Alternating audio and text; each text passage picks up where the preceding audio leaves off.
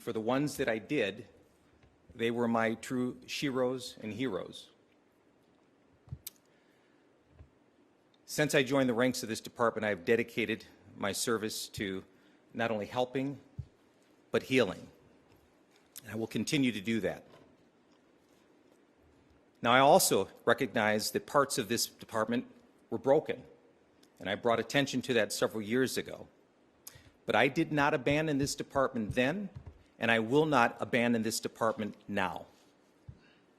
History is being written now, and I'm determined to make sure that we are on the right side of history. Thank you. As far as questions go, we'll spend the first 5 or so minutes taking questions from our local media first, and then we'll turn it over to the rest of the group. So if you have a question, go raise your hand. We'll call on you.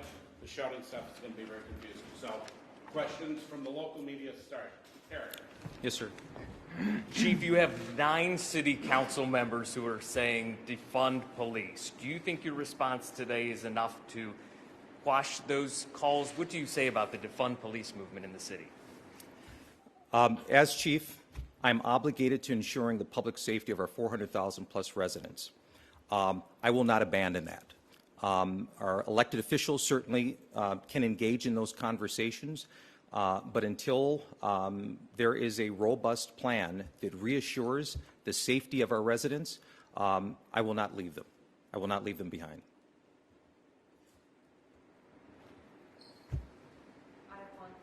Paul, just a second. Paul, go ahead. Yes, sir. Chief Paul Bloom, Yes, sir. Fox 9 News. Nice to see you this morning. Good to see you. I know you spoke about withdrawing from union negotiations. Putting you on the spot here, do you think the union president, Bob Kroll, needs to step aside? Could that help you reach a labor deal that you'd be happy with and the city would be satisfied with? I've had and continue to have very intentional conversations with Lieutenant Kroll, and what I believe is the best pathway to move forward for the city, for this department. And while I won't go into the details, I believe he knows that from my position, these are very serious conversations, and there are going to have to be some decisions made moving forward. And so I will just say that I've been engaged in those conversations with him. I believe he clearly knows my position, and I will continue to have those conversations with him. Susie. Do you believe that Bob Kroll is willing to change and willing to be a part of the solution? I care deeply about the city, and I care deeply about the men and women, our sworn and civilian on this department. We have to look into our hearts, what's in our best interests, and so I hope that he will do the same. Please. Yeah, Chief, you said you're not going to abandon the people of Minneapolis. You know, I've heard from some rank and file officers who are very disappointed here. What assurance do you have that there isn't going to be a slowdown or people aren't going to have their calls answered in response to the Minneapolis City Council or to your own efforts at reform? There's no doubt that what our city has experienced over the past 2 weeks has been traumatic for not only our residents, but certainly our men and women on this department. That is it's the reality. So I have to make sure that they have spaces to heal as well. But I will tell you, I've had conversations over the past couple of weeks, and through all of these challenging dynamics, they continue to show up. And I've said before that hope is here.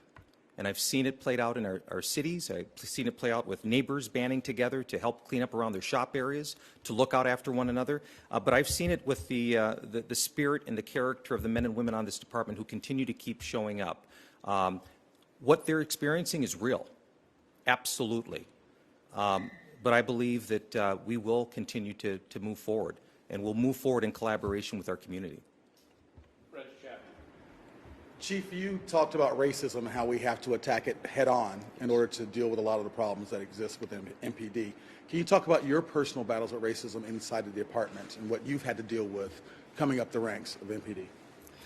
Yes, this is a 152-year old department. With it, it has its culture. Some of that culture is good. Some of that culture is grounded in our American experience.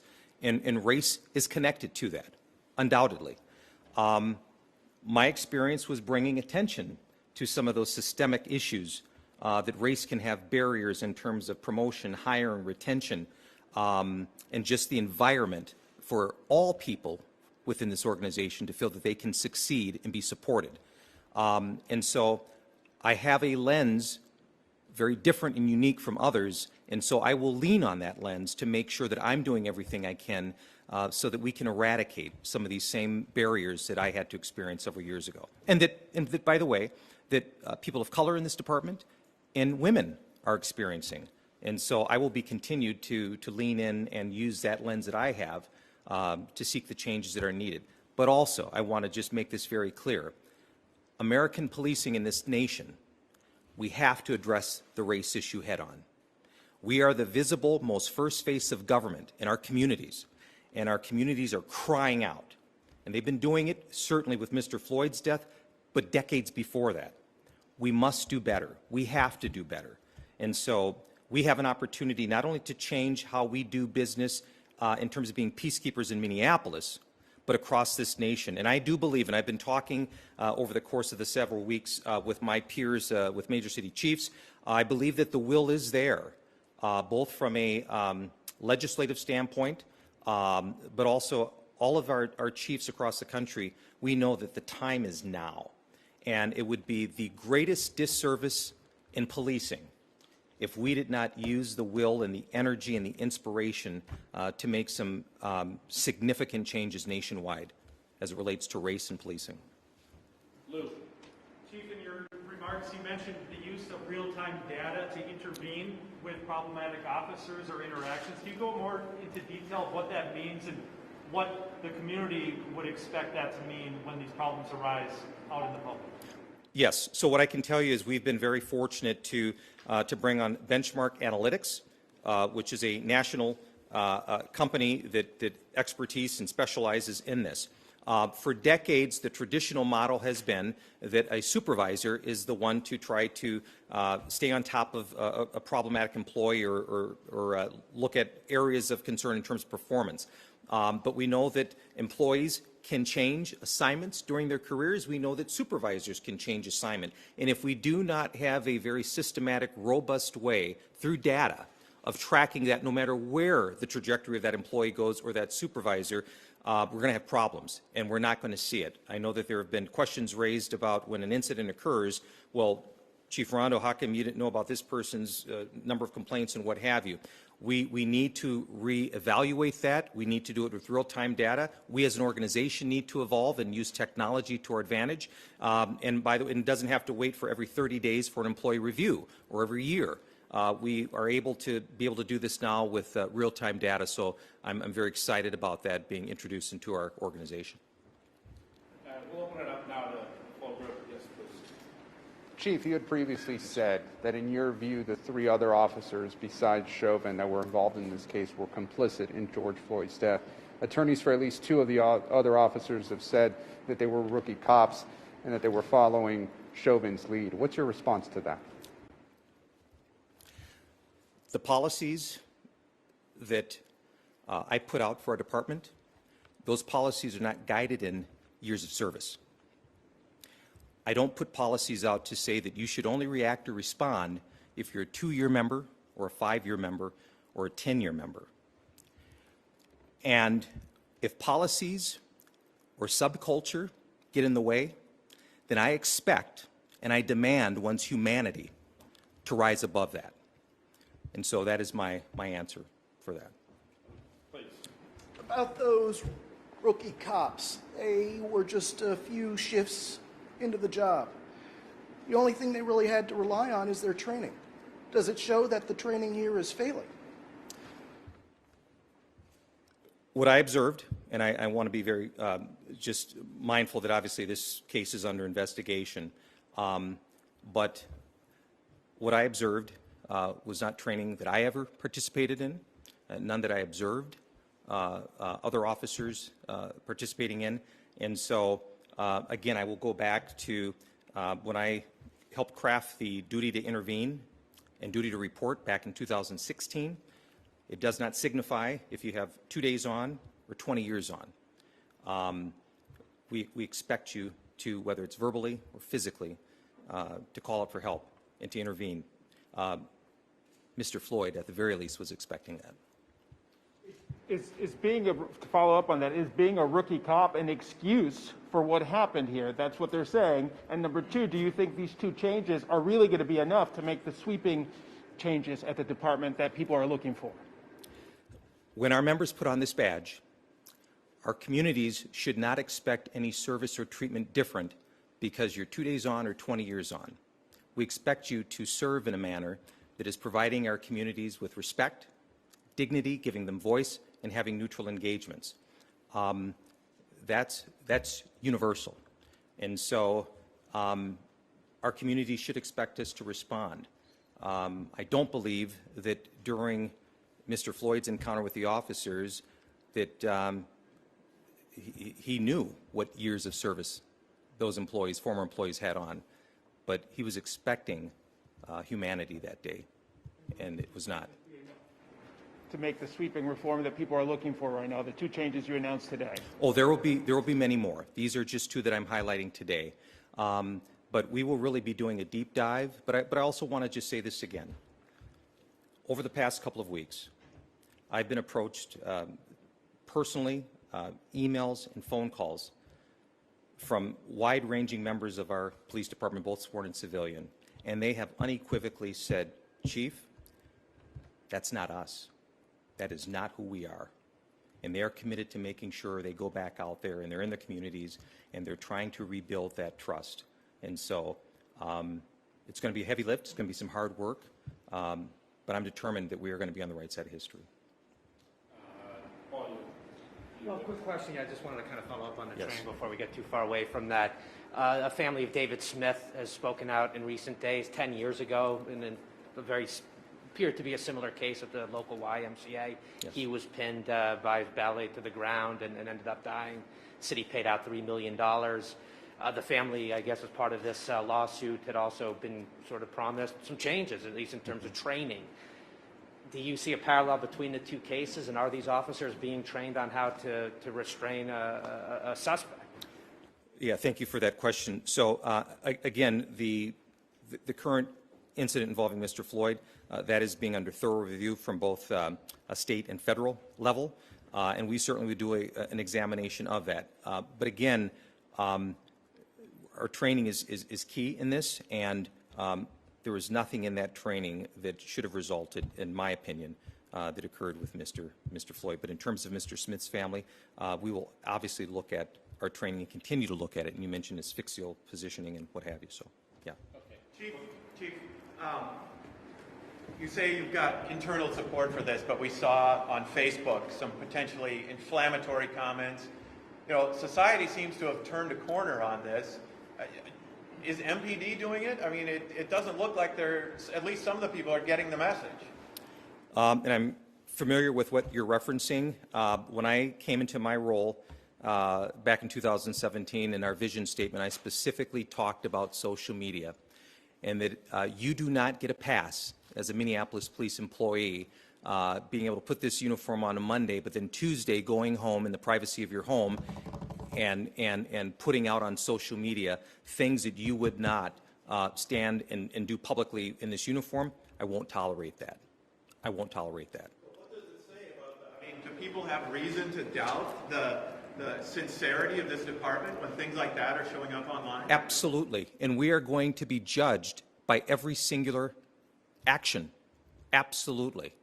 And so that is why it is even more indicative and more paramount that we understand that, and by the way, not only are we going to be judged by a singular incident that occurs within our organization, but we have the enormous responsibility of accountability to the other police agencies across this country who are going to be impacted by an officer's actions. So absolutely, our community has every right to question our other employees getting the message. And it's up to me to make sure that they're getting that message loud and clear of what we will and will not tolerate. Charlie. Chief, now that you've had a couple of weeks to look at the incidents that occurred in the wake of what happened to Mr. Floyd, do you have any better sense of who were the real troublemakers? There's been a lot of conversation about people coming in from out of town. Do you think that what occurred here was organic, or do you think it was manipulated? That's a good question. So I know that early on there was information that potentially there were other outside influencers that had arrived in our city during the protests and the riots and what have you. I believe some of that to still be true in terms of the percentage or the amount of how many were from out of state. They're still looking at that. But I will just say this here. We had never experienced what we experienced 2 weeks ago in the city. Never. I believe that Governor Walz has indicated that it was the largest call out of the National Guard in our state's history. There were many things that occurred, and I'm a product of Minneapolis. When I drive down Lake Street or Broadway Avenue, my heart hurts. We have not seen that ever before. And so regardless if those individuals from out of state or here, people were in pain, we also harmed our community as well. And I have to make sure that we never go down that road again. So. Chief, Yes, quickly, can you take us through that night, bouncing off of him? It quite frankly was a mess down there. Yes. Outside the 3rd precinct, and I think people would like to hear from your perspective, not politicians, not any journalists, not anyone else, but your decision, the things that were going through your mind when you say the 3rd precinct goes. We are not going to surround that and engage. We're not going to do that. Many people have asked, was that the right decision? Can you tell us from a chief's perspective, how did you arrive at that decision? Who else influenced you in making that, or was it you, and do you still stand by it? Yes, it's a good question. It would probably require a lot more time today to go into all of those details, but I will tell all of you that the night that you're talking about, that was something that we had not seen. I had never seen in my course of my 30-plus years with this organization. We had multiple high-risk civil unrest incidents occurring in our entire city all at once. The 3rd precinct had some protesters who had breached the gates. At the same time, we had local businesses, Target for one, that was overrun by looters. We had liquor stores adjacent from the precinct that was overrun by looters. Molotov cocktails were being made. We had an AutoZone tire store that was being looted, burning. We had multiple calls of shots being fired in the area. When the fire started, fire needed police escorts to get in. And I had men and women within that building who, for practical sense, they were surrounded. And if individuals had got inside and they were outnumbered, the individuals, the officers in there would have been outnumbered, there was only a couple of ways that scenario would have ended. And none of them would have been good. None of them would have been good. I did not want to see community members severely injured or worse, and I certainly didn't want to see the men and women who wear this uniform injured or worse. So I obviously had been communicating real time the dynamics on the ground that evening with the mayor, and at one point in time he gave me the directive that we were going to evacuate. And then I made the call for our teams to get the transport vehicles in there, get our folks out of there as fast as they could. My goal at that point, you asked me as chief, my goal was to preserve life of our men and women, our officers, and certainly for the community. So, and there will be reflection. I will continue to reflect on that. There will be after-action reports on that.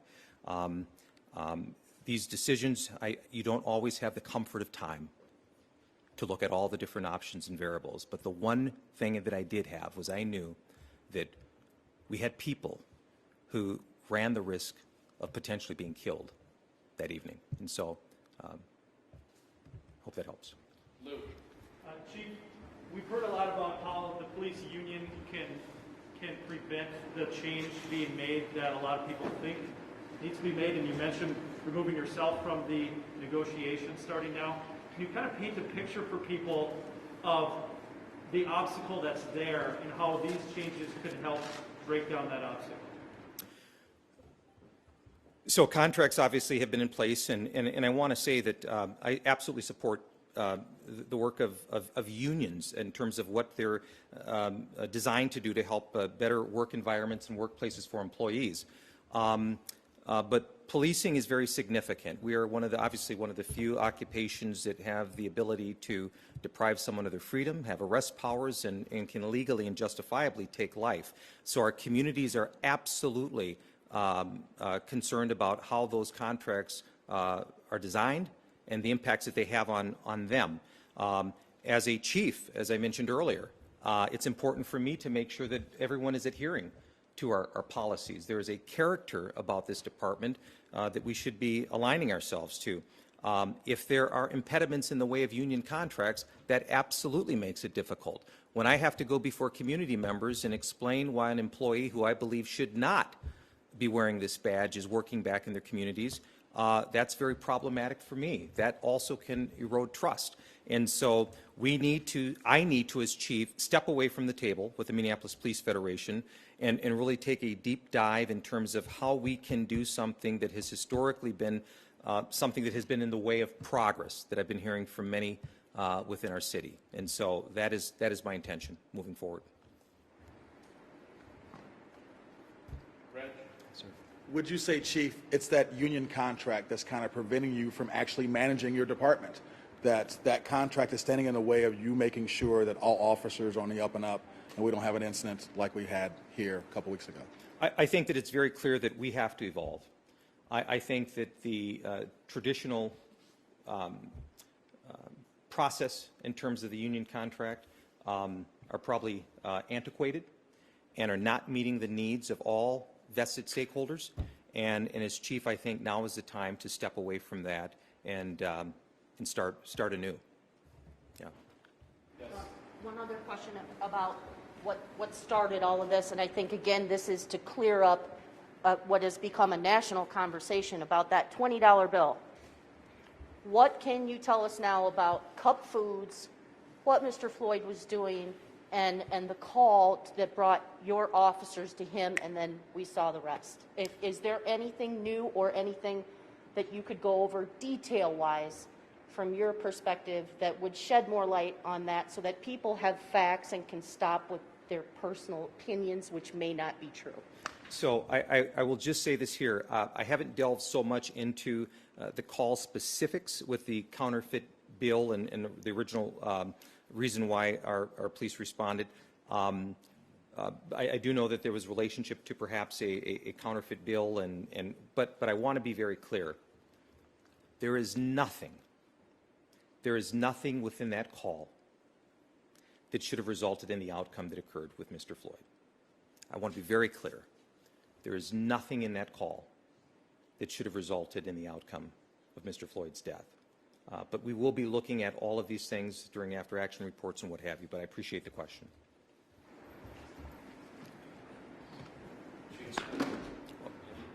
Oh, sure.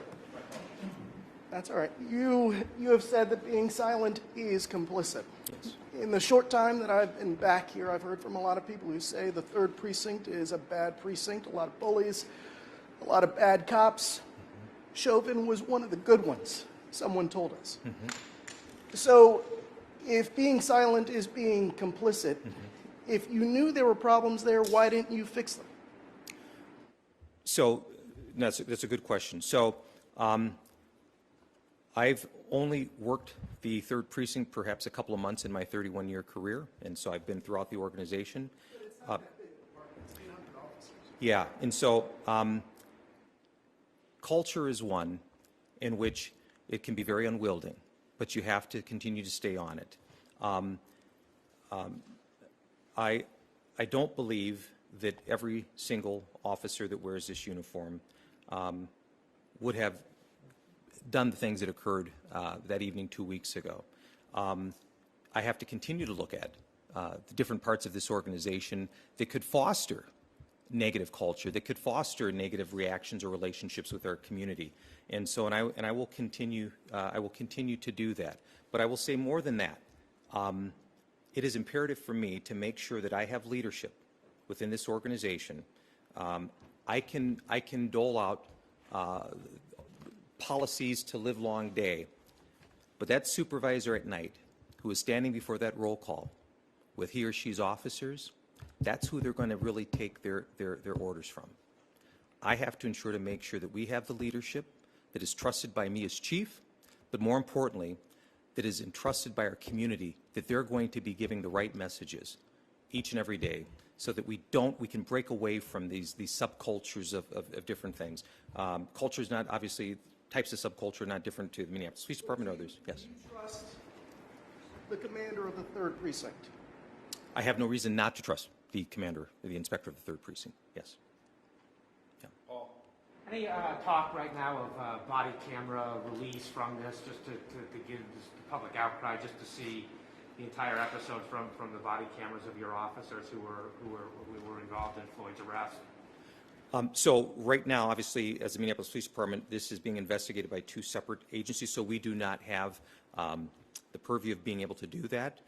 It would have to be a decision by those 2 different agencies. So the BCA, I know in other FBI. cases the mayor has ordered them in the Blevins case, but right now you're saying the MPD has no control over the body camera footage. That is correct. That's correct. Yeah. Just on the bigger picture here, can this department be reformed? And are you able personally to reform it? Absolutely. And I think that we're going to have the community support in this. Our police department is going to be here, and we have to do better. And until the day that is not the case, we have to be committed each and every day. But as I said before, this is going to take time. It is going to take time. It's going to be a heavy lift, and it's going to be some hard work. But I do believe that we have the people, the men and women within this organization who are not going to let Mr. Floyd's death be in vain, who are not going to let the actions of a few tarnish what they've worked so hard for and continue to work so hard for. So I do believe in that. Susie? Susie, please. What role do you think the public has to play in holding police accountable for their actions? For example, this press release went out after his death that he had died of, a medical issue or what have you. And I don't know your thoughts. Had there not been the video that was posted by a citizen showing it, would we have known about this? Would this have been something that would have even gotten on our radar? And that is truly what not only people here in Minneapolis have been questioning and talking about for a long time, but across this country. Are we acting truly in the best interest of our communities absent video? And it should never have to rely upon that. And so I'm thankful, absolutely, that this was captured in the manner that it was. No excuse for the actions. So, yes. In that same vein, then, yes. So if you're coming across something that looks not to be right, and I have a camera on my phone, do I pull it out as a citizen and record it? And say, listen, this is not right. Absolutely. Record. Call. Call a friend. Yell out. Call 911. We need a supervisor to this scene. Absolutely. I need to know that. We need to know that. So the community plays a vital role, and did 2 weeks ago. Absolutely. Yes. Chief, you said earlier in the press conference that what you've observed on that videotape was not training you had ever seen.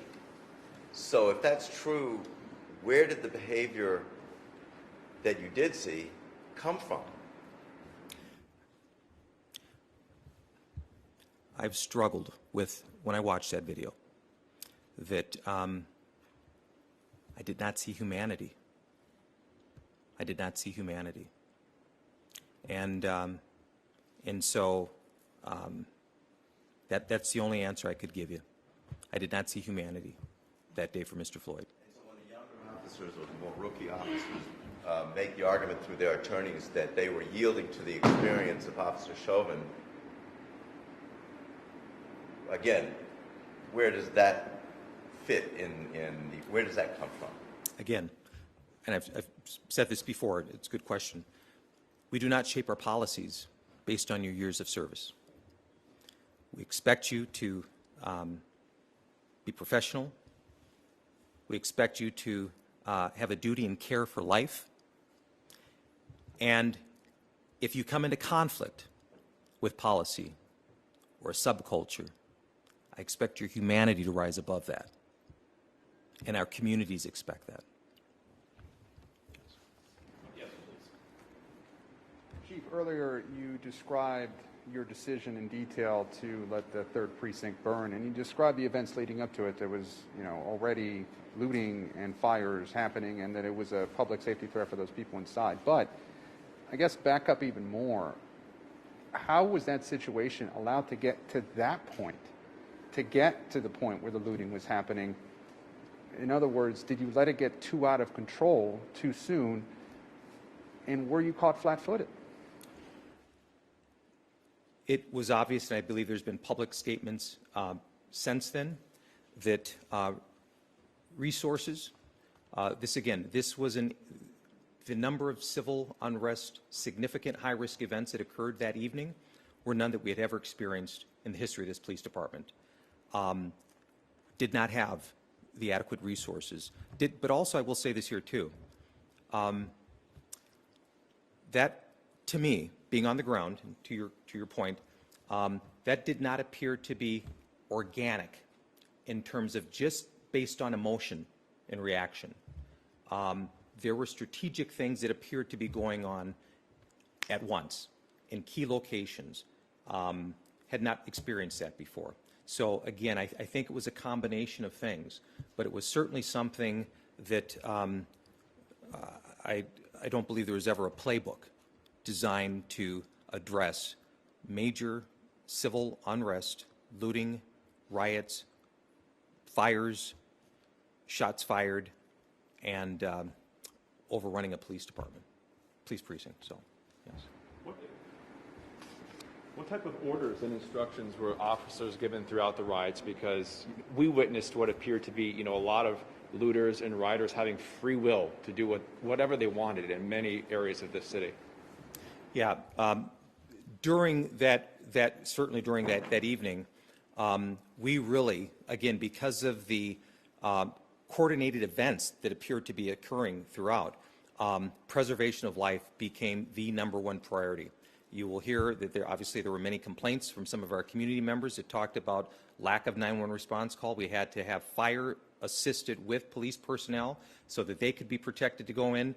At some point in time, preservation of life and then property, it became preservation of life. And it was very sad for me to see Target, AutoZone, Minneapolis Liquors, all of these others, but preservation of life became the primary function.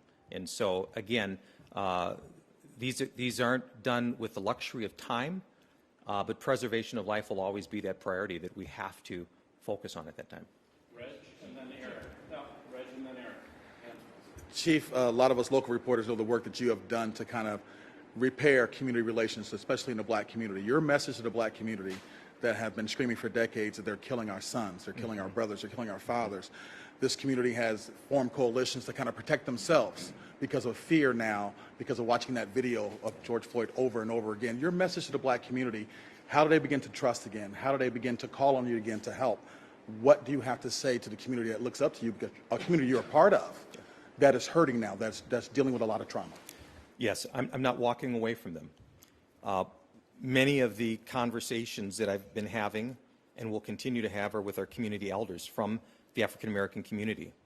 I'm leaning on them, those who've experienced trials and tribulations during the 60s, when Plymouth Avenue burned during the Civil Rights Movement, those who've been here to fight down barriers so that I could be in the position that I'm in today.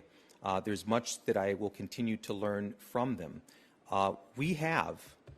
I believe we have the will and the experience to heal from this here. We do. They also know that organizational reform, it's a process. This is not a sprint, but we have to do it right. I have to do it right. So those conversations will continue. But rest assured, again, they're also tired. They're tired of chiefs and politicians standing before them, giving them words and hollow words and rhetoric. They want action. And I've been listening to them. And they're demanding action. And it's needed.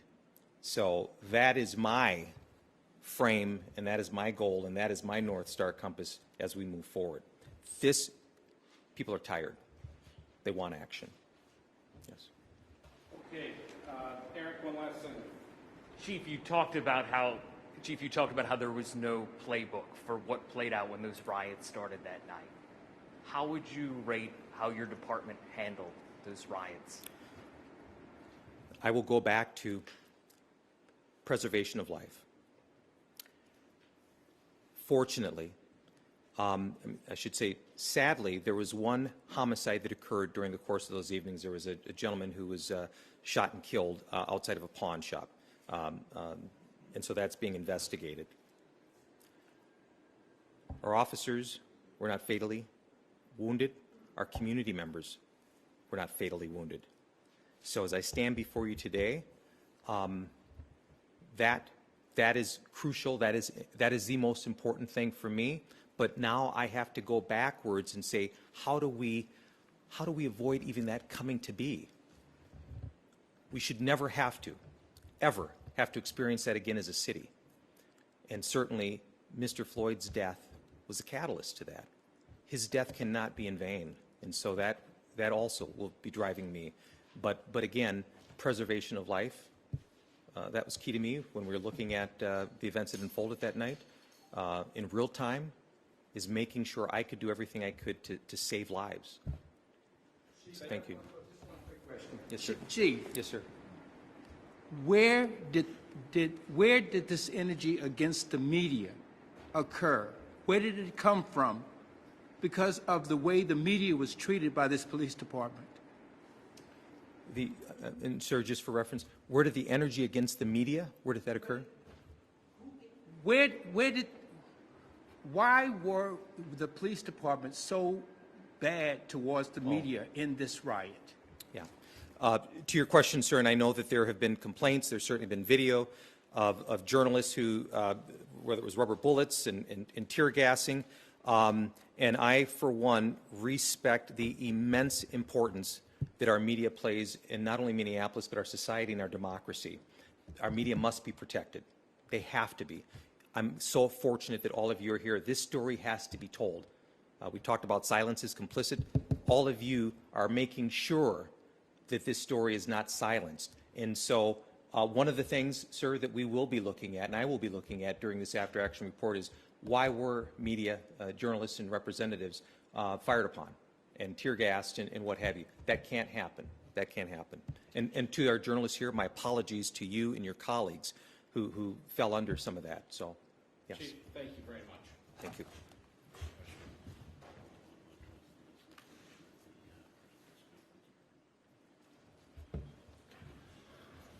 Thank you very much, Chief Arredondo.